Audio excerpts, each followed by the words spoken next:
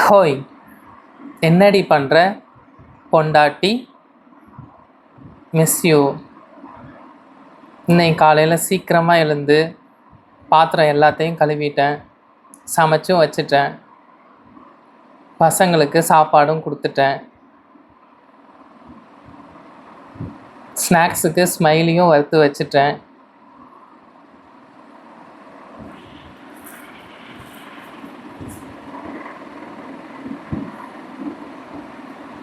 பசங்களோட மூத்திர பெட்ஷீட் எல்லாத்தையும் பக்கெட்டில் முக்கி வச்சுட்டேன்.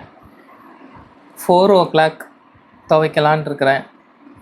3:30க்கு ஜெப்டோவில் அதுக்கான லிக்விட் ஆர்டர் போட போகிறேன்.